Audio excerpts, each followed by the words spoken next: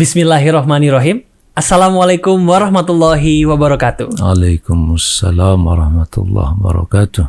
Sobat Senator, alhamdulillah saat ini kita sudah memasuki bulan Ramadan, bulan suci Ramadan, yang tentunya bulan Ramadan ini yang sudah dijelaskan juga dalam Al-Quran sebagai petunjuk bagi umat manusia, dan ini bulan yang sangat dinanti-nanti oleh umat muslim di seluruh dunia termasuk Indonesia. Dan pada kali ini kita akan membahas mengenai keutamaan di bulan Ramadan. Kira-kira apa aja sih keutamaan di bulan Ramadan dan apa mitos dan fakta yang sering kita temukan seputar bulan Ramadan. Dan tentunya saat ini kita sudah bersama anggota DPD RI Provinsi Jawa Barat, yaitu Bapak Kiai Haji Amang Syafruddin LC. Assalamualaikum Bapak. Waalaikumsalam warahmatullahi wabarakatuh. Biasanya disingkat khas ya. Khas ya Pak ya? Kang Haji Amang Syafruddin. Masya Allah. Tuh Sobat Senator, singkatan dari Kiai Haji Amang Syafruddin, ciri khasnya adalah khas. Oke, Masya Allah. Gimana Bapak kabar? Baik, Alhamdulillah. Syukur, Masya Allah. Sekarang kita sudah hari ke-6 ya dari Ramadan. Insya Allah. Insya Allah berjalan lancar sampai ke hari 30 ya Pak ya. Amin ya rabbal alamin.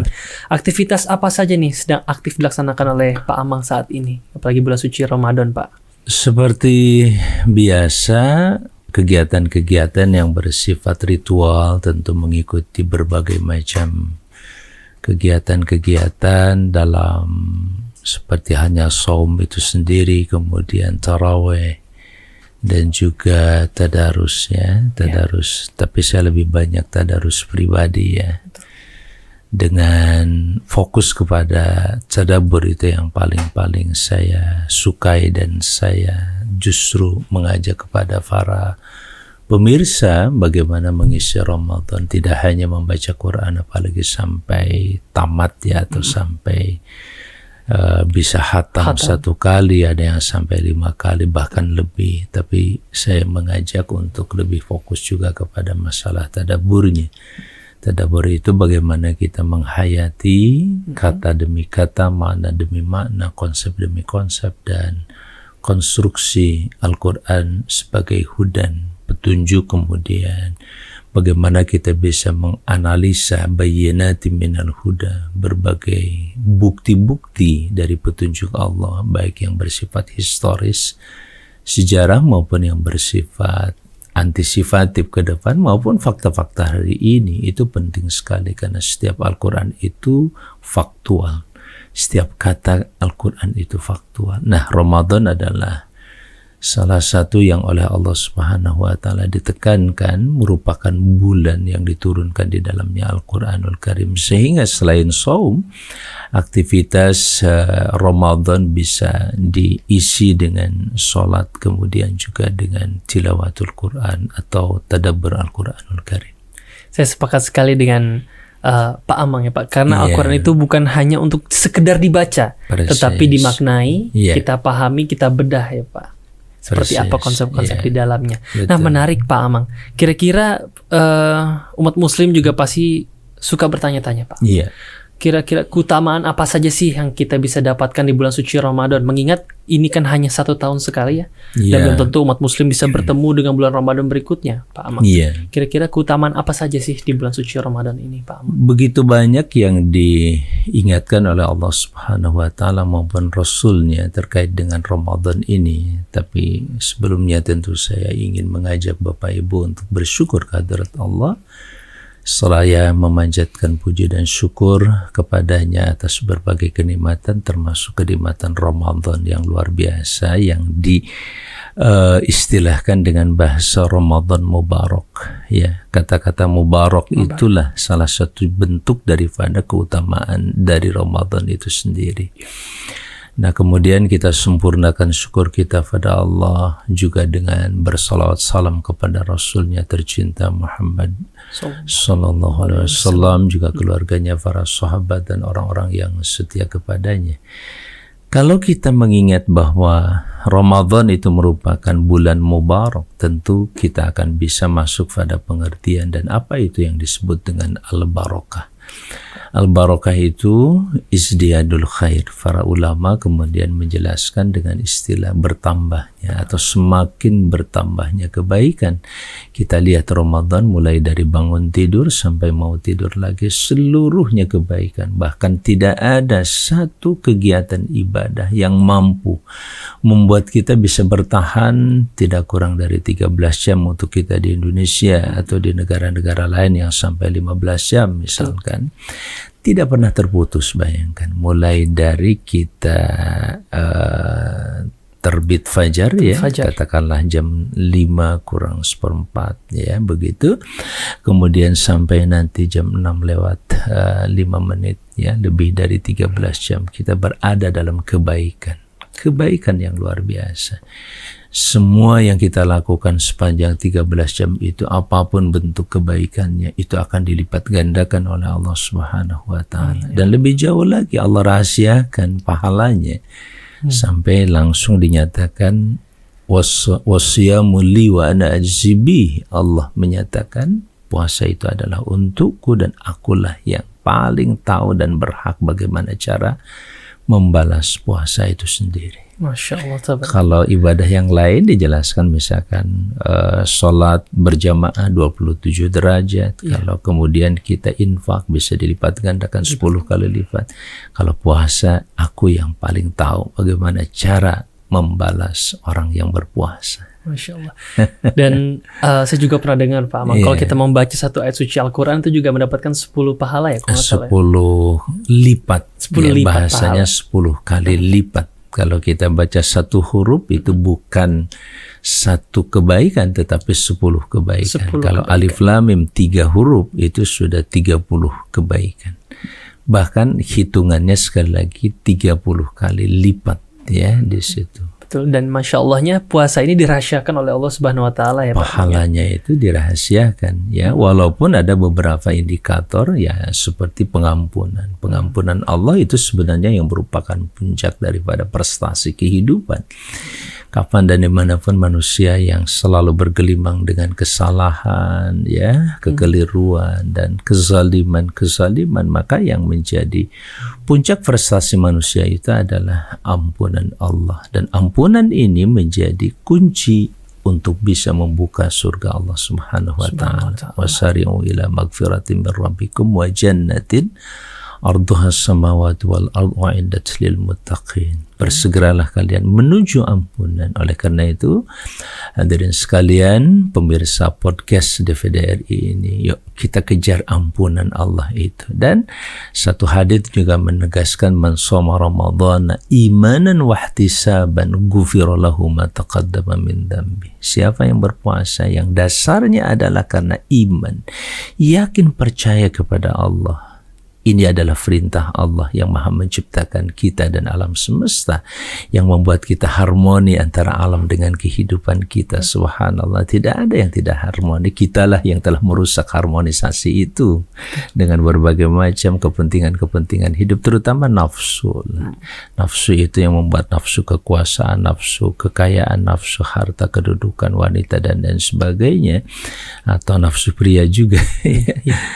Itu Subhanallah, bagaimana ya Islam kemudian menata kehidupan itu kembali kepada kehidupan yang harmoni, dan itu ada di dalam bulan Ramadan. Coba perhatikan harmonisasi kehidupan antara alam dengan kehidupan kita, dengan jiwa kita, tubuh kita, pikiran kita, semuanya. Dasarnya adalah iman. Dan satu lagi ihtisaban. Ihtisaban artinya tidak mencari apapun dalam Ramadan ini, terutama puasa dan seluruh ibadah yang ada di dalamnya, kecuali semata saya hanya berhitung di sisi Allah Subhanahu wa Ta'ala. Ihtasaba yahtasib kan asal kata dari hasiba yahsab. Saya menduga dapat apa, saya memperkirakan dapat apanya, biarkanlah Allah yang maha menghitung. Masya Allah, tabarakallah. Nah, ini menarik sekali Pak Amang, dan saya sempat membaca juga ada mengirimkan pesan bahwa Sobat Senator itu terkadang ada saja yang mereka memiliki utang bulan puasa nih Pak Amang di Ramadan sebelumnya, betul. dan belum menggantinya pada saat bulan Ramadan berikutnya telah tiba. Nah itu bagaimana cara mengatasinya Pak Amang? Tetap yang namanya qadha harus ditunaikan ya. Harus Tapi ya, Pak. menunaikannya nanti kalau sudah masuk bulan ini berarti nanti double ya ke bulan berikutnya. Misalkan mulai dari Syawal sampai bulan Sya'ban, tapi tidak dalam pengertian double-nya kan dengan yang bulan ini. Misalkan Ramadan tahun lalu ya kita belum membayar qadha misalkan sebanyak kurang lebih katakanlah 5 hari, ya maka di bulan nanti mulai Syawal sampai Sya'ban berikutnya ya kita harus mengqadha yang masa lalu yaitu yang 5 hari dan ditambah dengan yang bulan Ramadan ini. Itu yang saya ambil pendapat yang tengah-tengah dalam konteks ini insyaallah. Jadi dikalkulasikan dari yang sebelumnya dan Yang sebelumnya tetap artinya tidak bisa digugurkan. betul harus dilaksanakan Ya, ya, tetap hukumnya harus wajib ya, Pak Amang. diqadha oleh kita sampai kalau kita wafat juga tentu saja qadha itu masih tetap melekat. Betul. Hanya nanti jangan sampai kita keburu wafat belum mengqadha. Ya siapapun laki-laki maupun perempuan ya. Kalau laki-laki biasanya kan dalam perjalanan yang melelahkan, kemudian di akhirnya berbuka maka tetap harus diqadha. Kalau perempuan biasanya karena faktor lain ya seperti menstruasi maka dia harus mengqadha juga. Mengqadha. Betul. Nah, ini kita kembali lagi ke Pak Amang sebelumnya terkait bahwa puasa ini bukan hanya sekedar menahan haus dan lapar, tapi kita juga harus menahan hawa nafsu, melatih kesabaran kita. Apa kalau misalnya kita pada saat sehari-hari mungkin akan sedikit lebih emosian, tapi pada bulan Ramadan kita harus bisa meredam itu semua ya Pak Amang ya. Dan ini adalah salah satu cara kita untuk mengontrol hawa nafsu Pak Amang. Nah, puasa sudah pasti identik dengan bulan Ramadan Pak. Kira-kira apa saja sih kewajiban dari setiap muslimin di seluruh dunia, termasuk di Indonesia, kewajiban dan sunnah yang harus dilaksanakan di bulan Ramadan Pak Amang? Saya ingin mengacu dulu sedikit ya kepada faktor hawa nafsu. Hawa nafsu itu kan merupakan salah satu variabel yang bisa merubah dan mengubah kita menjadi apa saja. Iya, betul. Makanya nafsu itu sendiri sebagai sumber permasalahannya yang harus dikendalikan. Cara mengendalikannya tidak dibuang, tidak ditahan, tapi kemudian dikelola secara benar. Sehingga dalam Islam muncullah ada 3 terminologi atau 3 kategori nafs. Yang pertama adalah nafsul lawamah. Nafsul lawamah itu artinya nafsu yang selalu mencela dirinya ketika dia tidak melakukan kebaikan. Misalkan ketika dia nggak puasa, nah langsung muncul dalam dirinya itu satu teguran. Kamu kenapa nggak puasa? Padahal kamu mampu, kamu tidak jadi masalah kan? Puasa justru lebih baik dan sebagainya. Itu puasa nafsu yang positif ya, lawamah itu. Atau ketika dia misalkan melakukan keburukan. Pada saat kita melakukan keburukan, misalkan berbohong. Kamu kenapa berbohong? Itu biasanya suka kan? Betul. Jiwa kita suka menegur. Nah, cuman nafsul lawamah itu apakah menjadi begitu dominan dalam hidup kita dan terus kita perhatikan atau kita abaikan? Itu masalahnya. Kalau kita dengarkan nafsul lawamah itu maka positif. Yang kedua tentu saja merupakan yang disebut yang kebalikan daripada nafsul lawamah, biasanya amarah bisu. Yang nafsu kerap kali mengajarkan, mengajak, memerintahkan pada kita untuk melakukan sejumlah keburukan. Itu yang disebut dengan fujur. Makanya jiwa itu disiapkan oleh Allah sebagai satu potensi diri yang dengan 2 kecenderungan, yaitu fa'alhamaha fujuruha wa taqwaha. Allah memberikan bekal dalam bentuk inspirasi pada jiwa itu untuk melakukan fujur, perbuatan buruk memang, dan di satu sisi juga dia punya potensi berbuat ketakwaan. Nah, sisi ketakwaan inilah yang dioptimalkan oleh Islam melalui berbagai macam ibadah-ibadah, ketundukan dan dikelola. Ini keadilan Allah Subhanahu wa taala. Betul ada jiwa-jiwa yang memiliki kecenderungan fujur, melakukan kecurangan, kejahatan, keburukan, tetapi ada juga sisi ketakwaannya. Nah, Allah Subhanahu wa taala membimbing kita dengan konsep Al-Qur'an, kitab sucinya maupun sunnah Rasulnya Muhammad Sallallahu Alaihi Wasallam itu melalui konsep-konsep yang lebih mengoptimalkan sisi ketakwaan. Termasuk puasa ini kan selalu ujungnya la'allakum tattaqun. Ibadah secara keseluruhan ya ayyuhan nas, bahkan untuk seluruh manusia, sembahlah Tuhan kalian yang telah menciptakan kalian dan orang-orang sebelum kalian. Sama syariah ini, aturan ini, mulai Adam alaihissalam sampai manusia terakhir. Ujungnya apa? La'allakum tattaqun, memberdayakan aspek ketakwaan. Satu catatan penting yang kerap saya sampaikan, takwa itu bukan hanya sekedar kita melaksanakan, tetapi harus menjadi sebuah jiwa kepatuhan, dan itu yang dibutuhkan dalam diri seorang warga negara. Warga negara itu sangat dibutuhkan kepatuhan terhadap hukum. Kepatuhan terhadap aturan, kepatuhan terhadap tadi jiwa yang selalu mengkritik dirinya. Kenapa kamu melakukan ini, itu dan sebagainya. Dan satu lagi jiwa yang tertinggi adalah jiwa yang mutmainnah. Ya ayyatuhan nafsul mutmainnah. Jiwa yang selalu tenang. Kenapa tenang? Karena dia tahu persis apa yang terjadi dalam hidupnya. Dia mengerti betul apa yang dikerjakannya. Dia tenang dengan menyebut nama Allah. Kenapa? Karena dia yang paling pasti memberikan balasan. Semua selain Allah tidak ada yang bisa memastikan. Semua serba mungkin. Tapi Allah serba pasti.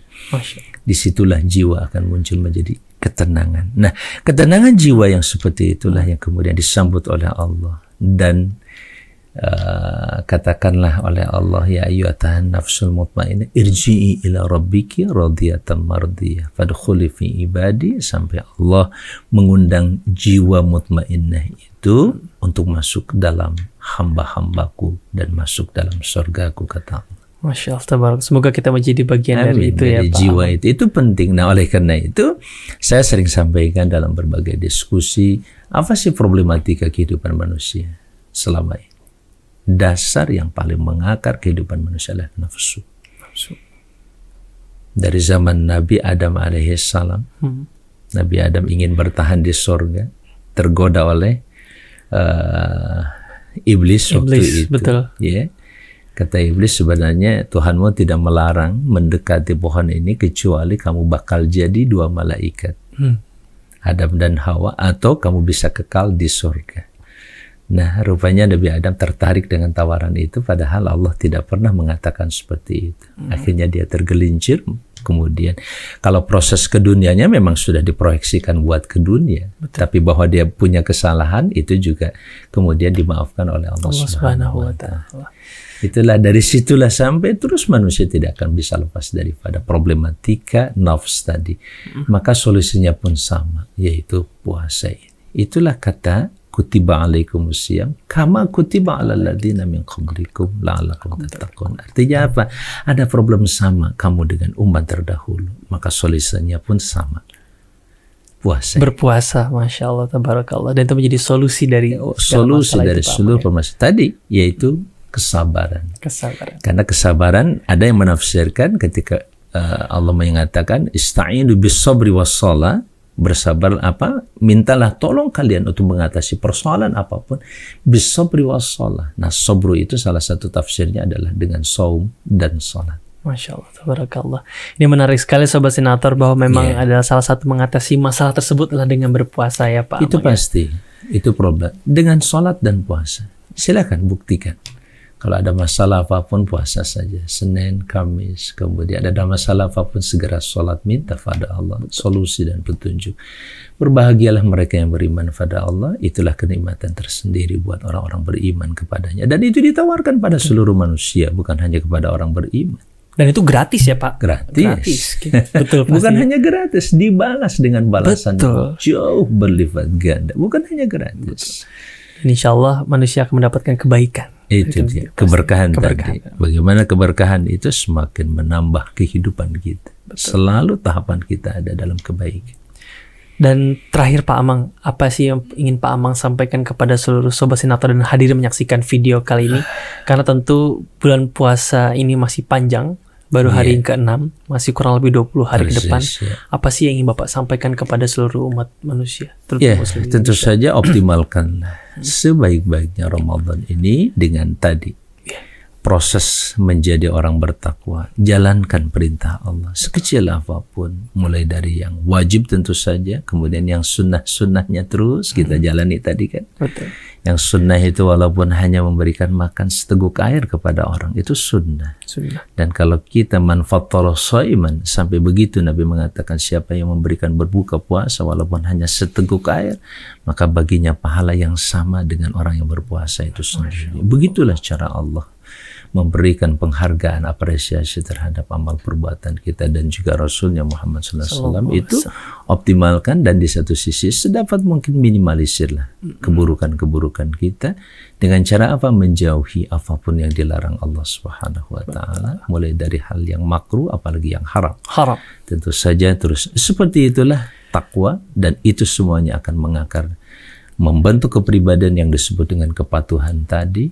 Negara, bangsa, hukum, institusi, lembaga, apapun termasuk DPD RI sangat memerlukan orang-orang yang memiliki tingkat kepatuhan terhadap hukum dan aturan. Itulah takwa. Masya Allah, tabarakallah, Sobat Sinator. Jadi dapat kita garis bawahi bahwa banyak sekali poin-poin menarik dari Pak Amang ini, bahwa ibadah puasa ini menjadi salah satu sarana penting untuk mencapai takwa kita ya takwa. Pak ya. Dan takwa ini sekali lagi adalah kebutuhan. Betul. Dan ini juga menjadi salah satu cara kita untuk mendapatkan ampunan dosa seperti sudah Bapak sampaikan. Ampunan itu sangat-sangat. Jadi puncak prestasi kita bukan uang, bukan berapa nilai keberkahan tadi, tetapi satu bentuk keberkahan tertinggi adalah ampunan Allah. Kalau sudah dapat tiket itu, masuk surga pintu manapun, insya Allah bisa kita dapat. Insya Allah. Insya Allah. Dan tadi juga Pak Amang sampaikan bahwa bulan suci Ramadan ini menjadi pelipat gandaan kebaikan kita dan pengangkatan derajat, insya Allah ya Pak Amang ya. Terutama di malam Al-Qadar. Suatu saat itu bisa ya, dikupas tuntas nanti oleh guru-guru yang lain, insya Allah. Malam Al-Qadar itu. Dan diksi yang digunakan oleh Allah, Al-Qadar itu apa? Al-Qadar itu penghargaan, ketetapan, keputusan Allah. Di malam itu kita diputuskan menjadi siapa oleh Allah SWT. Dan di satu malam ya itu Pak ya? Satu malam. Dan itu lebih baik daripada 1000 bulan. Betul. Itu merupakan salah satu cara kita untuk mengisinya, mengoptimalkan ya, Ramadan ini, karena kita belum tentu tahu akan ketemu dengan Ramadan berikutnya ya Pak ya. Persis. Betul. Dan Allah juga menjadikan bulan Ramadan ini sebagai ibadah puasa khusus untuk dirinya ya. Untuk menjaga diri dari nafsu tadi Pak ya. Terutama nafsu. Nafsu kekuasaan, nafsu harta, nafsu jabatan dan lain sebagainya, insya Allah akan terkontrol dengan itu. Insya Allah. Dan termasuk ini sangat konstitusional. Sangat konstitusional bagaimana? Nafsu ini akan memberikan kemampuan membatasi diri kita sendiri. Pembatasan kekuasaan adalah bagian daripada isi konstitusi. Betul. Kalau kita sudah mampu, setiap individu betul-betul mampu membatasi diri, maka dia sudah masuk dalam seorang konstitusional yang luar biasa. Dan ini sangat berkaitan ya Pak. Berkaitan. Luar biasa. Dan kita butuh warga negara seperti ini. Apalagi mohon maaf para politisi dan lain-lain. Betul. Dan alhamdulillah Pak Amang, kita sudah sampai tadi di sesi terakhir kita untuk berdiskusi, tidak terasa ya, Masya Allah. Berapa menit gini? Luar biasa ini, semoga walaupun ini hanya hitungan menit, tapi insya Allah ini menjadi berkah untuk kita juga Pak. Dan juga menjadi ajang inspirasi untuk teman-teman di luar sana untuk fastabiqul khairat, berlomba-lomba menuju kebaikan ya Pak Amang ya. Dan alhamdulillah kita sudah selesai untuk sesi keutamaan Ramadan puasa. Tentunya saya ucapkan terima kasih banyak kepada Bapak Kiai Haji Amang Syafruddin, anggota DPD RI asal Provinsi Jawa Barat, dan juga aktif berdakwah ya Pak ya. Alhamdulillah, seharusnya kita seperti itu. Karena berdakwah adalah selalu mengajak, menghadirkan kebaikan kapan dan dimanapun. Bukan hanya untuk ustadz, kiai, profesor, doktor, tidak. Setiap individu muslim harus memiliki nilai dakwah dalam kehidupannya. Nilai mengajak orang kepada kebaikan. Dan tentunya setiap muslim bisa menjadi seorang pendakwah. Amin. Amin ya rabbal alamin. Dan harus itu Pak ya. Hukumnya harus ya. Karena kita mengisyiarkan sebatas kemampuan yang dia miliki. Dia bisa berdakwah dengan senyumnya, dia bisa berdakwah dengan tatapan matanya, dia bisa berdakwah dengan tangannya menggoreskan pena, atau mengetik, ya, menghilangkan hoax-hoax di Betul. situ. Itu Melawan juga hoax, bagian ya. dari dakwah, itu bagian dari dakwah, menghentikan kemungkaran. Betul. Ya, kemudian dia bisa berdakwah dengan men-share, ya, hal-hal yang positif, Menyuarakan kebenaran. men-share kebenaran kemana-mana, kebaikan demi kebaikan. Itulah dakwah dalam Islam. Betul. Selama dilakukan ke Allah, Allah Subhanahu wa taala. bukan untuk diri. Dan insya Allah Allah akan memberikan jawaban dan keberkahan. Amin. Amin, insya Allah. Memang itu pasti. Insya Allah. Insya Allah. Sekali lagi saya ucapkan terima kasih banyak Ya, Pak Kiai Haji sama-sama. Ahmad Syafruddin sudah Kan, hadir insya di Allah. acara hari ini. Semoga amal kita juga dilipat gandakan oleh Allah Subhanahu wa Ya, taala dan satu ibadah. hal lagi, Siap. bahwa keberkahan yang Allah berikan kepada kita, itu yang kita kontribusikan buat bangsa dan negara. Negara. Andai kata penduduk sebuah negeri beriman bertakwa, kami bukakan untuk negeri itu keberkahan-keberkahan dari langit dan bumi. Masya Allah. Jadi jangan dikira kesalehan itu hanya untuk pribadi, Tidak. ketakwaan hanya untuk pribadi, Tidak, ya, Pak, ya? iman tidak hanya untuk pribadi, tapi itu adalah kontribusi kita buat bangsa dan negara. Keberkahan negara. Masya Allah, tabarakallah. Kiai Haji Ahmad Syafruddin, terima kasih banyak Pak. Sama-sama, mangga Siap. insya Allah. Assalamualaikum warahmatullahi wabarakatuh. Waalaikumsalam warahmatullahi Sehat wabarakatuh. walafiat Pak. Siap telepon.